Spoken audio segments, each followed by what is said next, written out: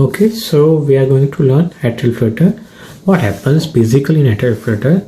There is flutter waves. Okay, the rhythm which is arising in atria, it travels to the ventricle with fixed AV block. For example, it can be 2:1 block, 3:1 block, or 4:1 block. Okay, for example, if the wave from flutter comes at the rate of 250 or 240 and it travels at the rate of 2:1, then the ventricular rate would be somewhere around 120 or 125. Okay, and if the rate is 240 and it is traversing at the rate of 3:1, then ventricular rate would be 80. Okay, and you can see this kind of flutter waves or sawtooth waves in ECG, especially in lead number 2. Okay, so what is atrial fibrillation? We all know that atrial fibrillation is an example of irregular rhythm. Okay, so at baseline you can see these are the fibrillary waves. Atria are not contacting properly. Okay, so there is rapid and erratic electrical discharge which comes from the multiple atrial foci,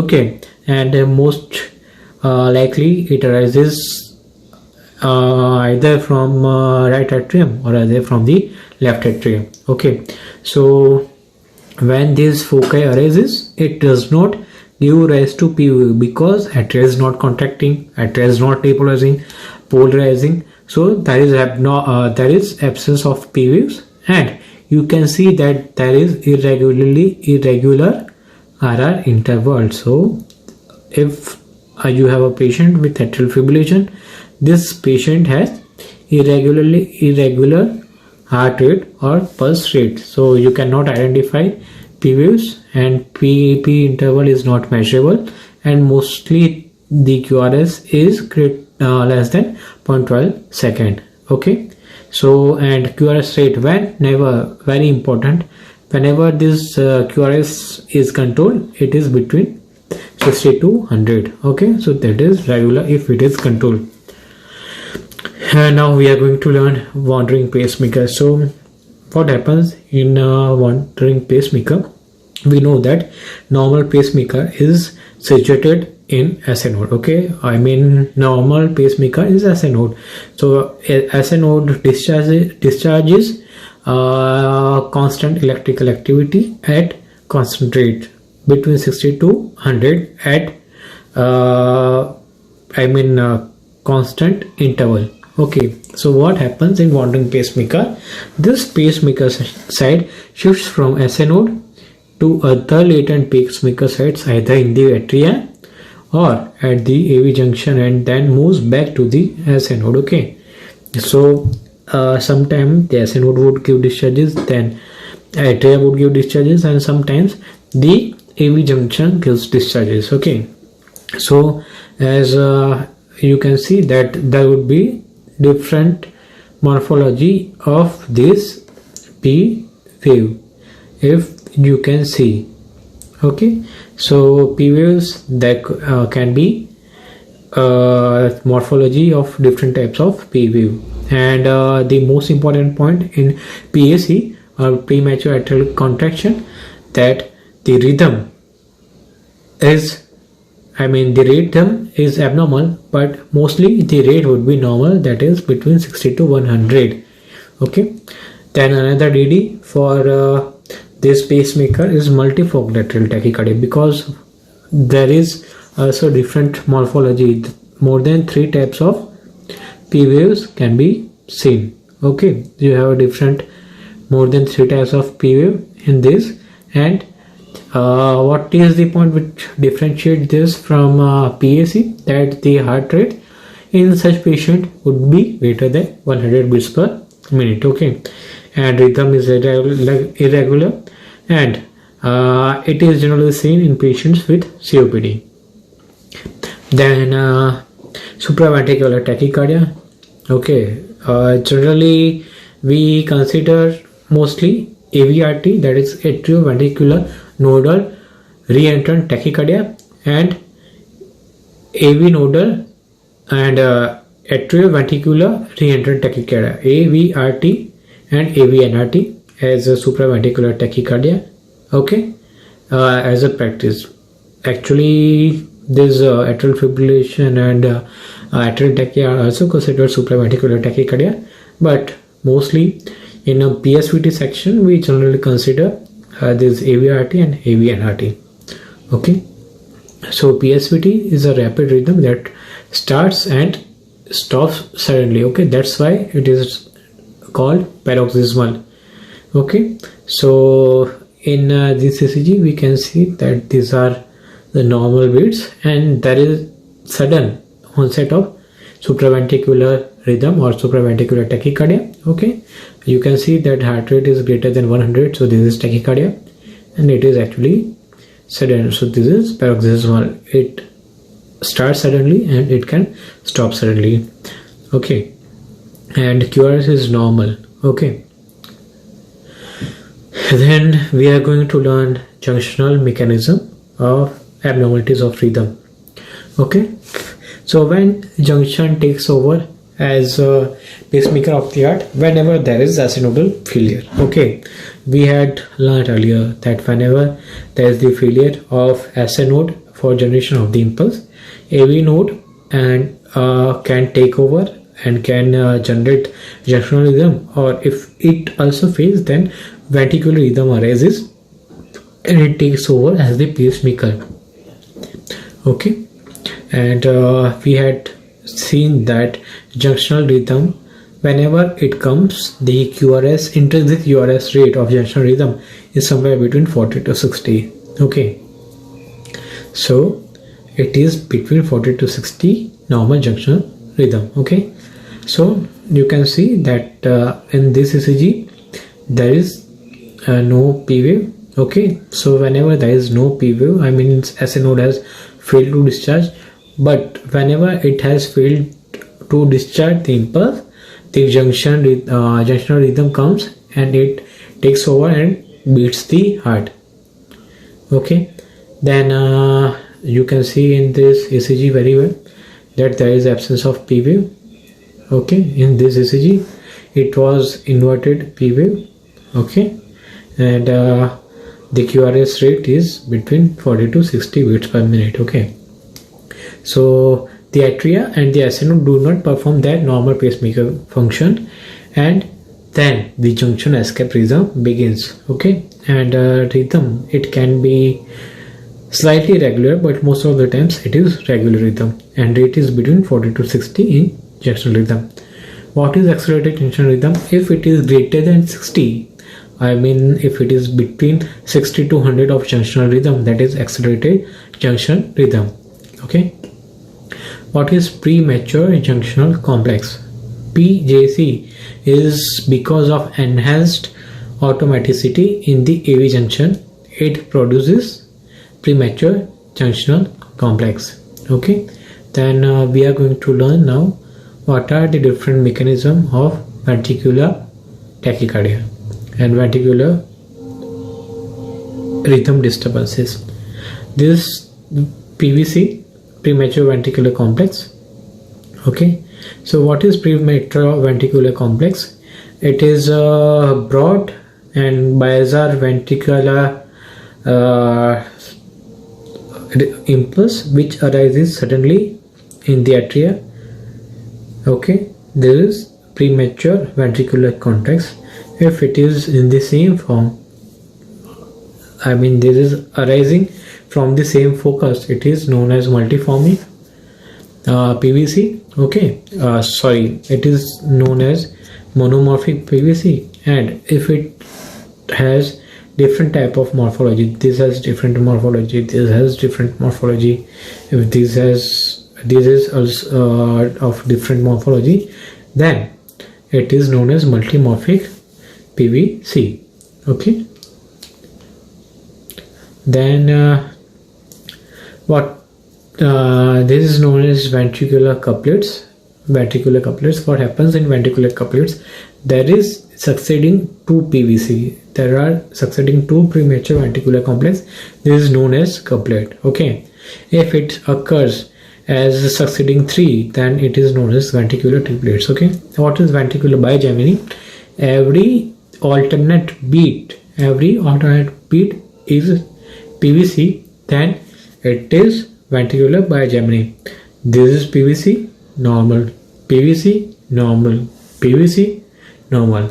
This bigeminy. Okay, then every third beat there is 1, 2 and 3, 1, 2 and 3. Every third beat it is PVC, then it is ventricular trigeminy. Okay, and what is quadrigeminy? Every fourth beat 1, 2, 3 and every fourth 1, 2, 3 and every fourth is ventricular quadrigeminy.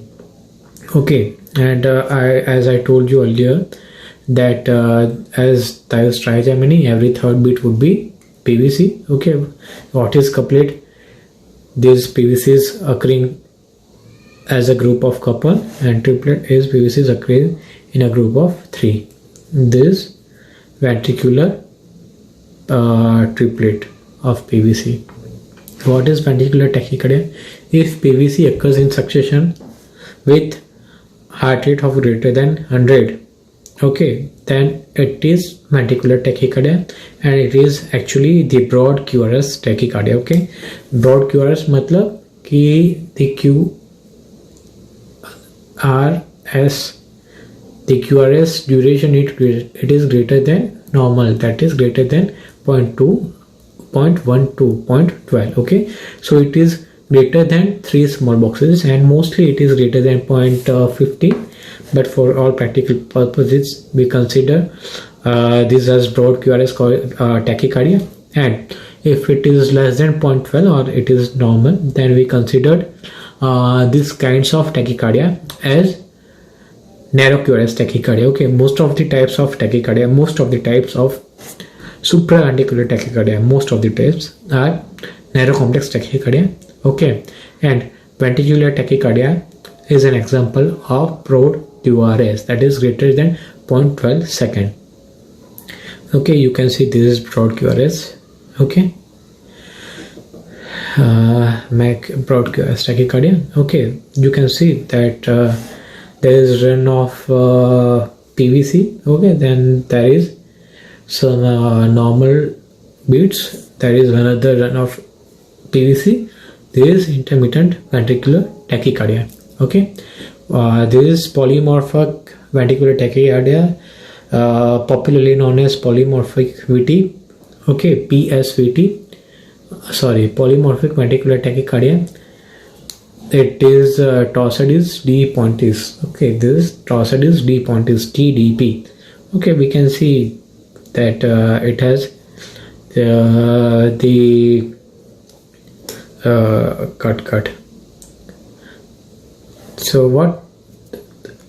It has very irregular size of QRS complexes. Okay, there's, you can see that the height of QRS is varying, and this is Torsades de Pontis means कि the QRS amplitude is twisting around this baseline. Okay, this is polymorphic ventricular tachycardia.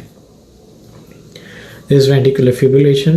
In ventricular fibrillation, the ventricle fibrillates. There is no discharge from ventricle, so there is no such heart rate. Okay, you can see that this kind of impulse is idioventricular rhythm. It is seen as the cases of ventricular escape. Okay, there is a idioventricular rhythm. It generates whenever there's a junctional rhythm, atrial rhythm, and our normal pacemaker rhythm, that is SA node gives off, and there's idioventricular rhythm then starts at generally rate of 20 to 40 per minute. Okay, and this is accelerated idioventricular rhythm, in which if it is accelerated, it is greater than 40 and less than 100. Okay, this is accelerated idioventricular rhythm. This asystole, heart is not beating at all. Okay, there is no P, no QRS. Okay, no any waves, no any rhythm, only flat line. This pulsates electrical activity, very broad we cannot see that whether this is P, whether this is Q, whether this is R. There is some way this kind of activity is seen. I mean, whenever the patient is died, or whenever patient is going to die, or after it can be seen after when you have given CPR, this pulse / electrical activity can be seen. Okay, now after completion of abnormalities of rhythm, which was very superficial abnormalities of rhythm, we are going to learn normal axis and abnormal axis. Okay, so how you are supposed to determine the axis? Okay, so we are going to learn the determination of axis. Okay, as you can see that the normal axis lies between -30 to 110 plus. Normal axis is between -32 plus 110. Okay, there's like you can see that this is 2, this is 3, and this AVI.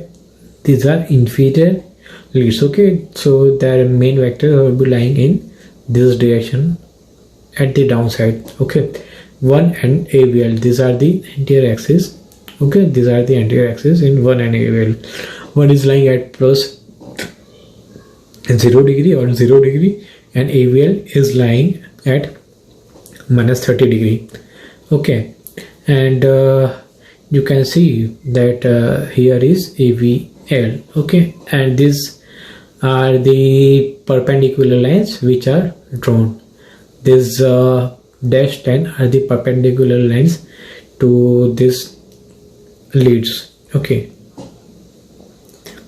so how you are supposed to determine the axis? Okay, whenever you we very well know that we had learned that you are supposed to see lead 1 and lead AVF. Okay, if both leaves each other, then it is left axis deviation, and if both reaches to each other, that means if one is negative, AVF is positive, then it is right axis deviation. Okay, 1 is negative. Okay, lead 1 it is negative, lead AVF is positive. Okay, whenever 1 is positive means 1 is outward, and AVF is downward means plus and minus. This is left axis deviation.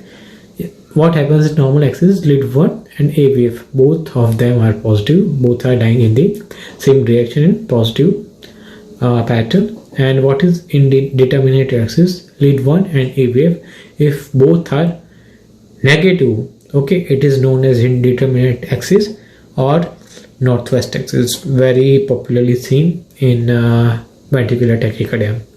So what are the degrees of left axis deviation?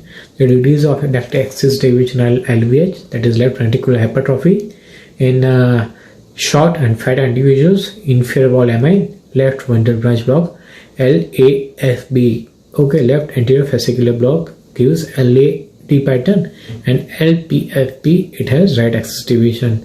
If you remember, I had given this point. LFB has LAD and LPFB has RAD. Okay, and in WPW syndrome you can see left axis deviation. Okay, you can see right axis deviation in this WPW syndrome. Okay, if you can recall that there were two types of WPW syndrome, WPW syndrome type A and WPW syndrome type B. Okay, what are the conditions where you can see right axis deviation? Right ventricular hypertrophy, lateral wall infarction, pulmonary embolism. This just opposite to this. Okay, thin and short individual. Okay, these are the conditions where you can see LAD and RAD. So this is pretty tough topic of analysis of vector. Okay, so just see, whenever you are told to check the axis of ECG, how you can check. Okay, let us see. Okay, so first of all, whenever you are told to check the ECG, you have to consider only 6 leads. Okay, only 6 leads. This lead 1, 2, 3, AVR, AVL and AVF. 1, 2, 3, AVR, AVL and AVF. Okay, first of all you have to see that whether is any lead which has almost equidistant of positive and equidistance of negative. Okay, so whether you can see this lead one has predominant positive, no negative, it has positive, no negative, it is positive and no negative, it is only negative, it has positive and negative both the components, and this lead AVF. Okay, so as you can see that this lead one AVL, it has almost both components of equal size. Okay, that is, it is equiphasic. Okay, so you have to check that which is the perpendicular axis, which is the perpendicular lead to that. If it is AVL, you can plot AVL over here. Okay, as we had seen that it has the axis of -30. Okay, so you have to draw a perpendicular line to that. There is a perpendicular line. Okay, AVL goes in this direction as AVL is equiphasic. Okay, there is perpendicular line. Okay, then you can see that this in this direction you can very well see that there is lead 2. Okay, lead 2 in this direction, and whenever there is lead 2 in that direction, that axis is approximately how much? Approximately 60 degree. Okay, so the axis is somewhere around 60 degree in this ECG. As first you can see that this ECG can have two types. Okay, two possibility. It can go towards here, it can go towards here. Okay, in this direction you can see that lead 2 has positive predominantly. Okay, this side there is no any wave, and as this is positive, you can very well say that the axis of this ECG is somewhere plus 60 degree, that is normal. Okay, and if you will consider our this shortcut, that normal axis is positive 1 and positive F. This is positive 1, this is positive F, this is normal axis. Okay, this is normal axis. Okay, so let us see. First find the iso. How you are supposed to analyze the vector. First find the isoelectric line if there is one. Okay, as in the previous example we had seen that it was lead second. Okay, this is lead second which had this, so sorry. Okay, yeah, it was AVL and perpendicular to that was lead 2. Vector analysis, that lead with the equal forces in positive and negative direction, it was lead 2. Okay, then the QRS axis is perpendicular to that lead's orientation. Okay, since there are two perpendicular to each isoelectric lead, choose the perpendicular that best fits the direction of that ECG lead. Okay, as in this example we had seen that it mostly fits in second lead. Vector analysis, if there is no isoelectric line, this is not very much important. Okay, you can remember with right axis deviation right reaches and left axis deviation left leaves. Okay, now from this axis we are going to learn chamber enlargement. There is hypertrophy of atria or hypertrophy of the ventricle. Okay, so whenever you are going to check the P waves of ECG, which is because of contraction of the atria. Okay, contraction of atria. Okay, the first wave, that is the first half of this P wave, occurs because of right atrial contraction. The later half occurs because of left atrial contraction. Okay, so what happens in right atrial enlargement? Right atrial enlargement, whenever there is right atrial enlargement, okay, it gives tall and picked P waves. This is tall and picked P waves. What happens in left atrial enlargement? Short and broad. Okay, short and broad P wave. That is left atrial enlargement. Left atrial enlargement. This is best seen in lead 2. Okay, and if there is if you are going to check in lead V1, normally this is biphasic. Okay, in right axis deviation you can see morphology of P wave like this. In left axis deviation you can see the morphology of P waves like this.